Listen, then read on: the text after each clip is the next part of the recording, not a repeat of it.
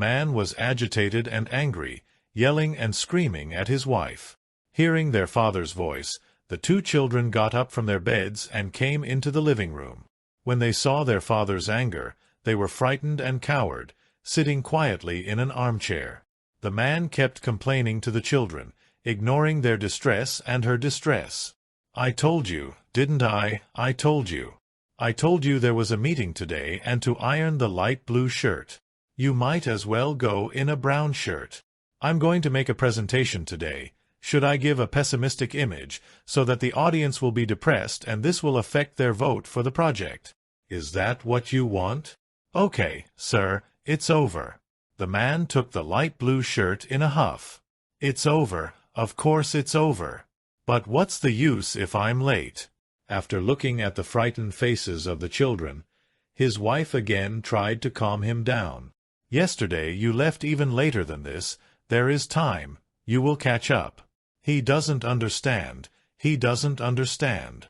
I have to go before everyone else so that I can welcome the important guests."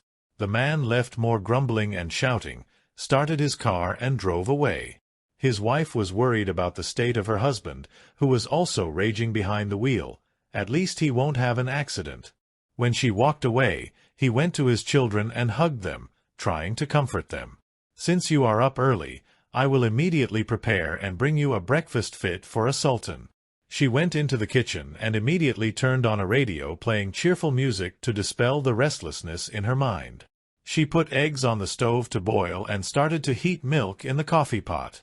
She also put olives, cheese, and jam on the table. After a while he called out to his children, "Your breakfast is ready."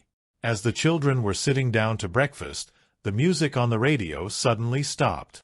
With the announcement of breaking news, he turned up the volume of the radio a little more. There was news of a chain accident on the radio. The announcer had said that he would be with us in a moment with the details, but from the moment he mentioned the location of the accident, he collapsed in his chair. The place of the accident the announcer was talking about was the four-way intersection that her husband passed every day on his way to work. She remembered her husband complaining about the traffic at this intersection, saying that there was heavy traffic every morning. "I wonder if he was in a hurry because I was late." The thought that came to his mind burned him even more, and he immediately stood up. "Kids, remember, no one is allowed near the stove. Have your breakfast and go to the living room and play. I have an urgent call to make, so don't open the door to anyone, okay?" Even though his children were well-behaved and obedient, if he had to leave them home alone, even for a very short time, he would warn them again and again. She put on some clothes to go out on the street and put some money in her pocket for a taxi. As she headed for the door, she could no longer bear her heart swelling with the fear that her husband might have died in this accident, and she began to cry. She was careful to keep her back to the open kitchen door so that her children would not see her tears. She realized that the pain in her heart stemmed as much from the possibility that her husband might have died as from the fact that he had hurt her and yelled at her in front of her children.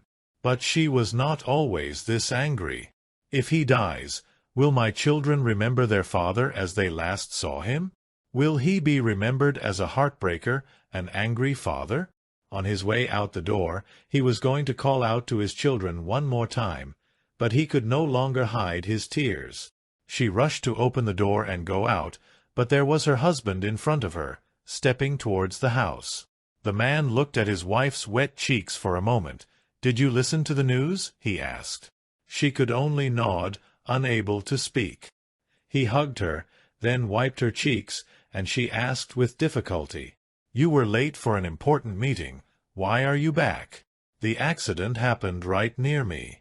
At that moment I remembered that I had forgotten something more important than the meeting. If I had died in that accident—" At that moment the children also came over and stood timidly next to their mother, thinking that their father might be angry again.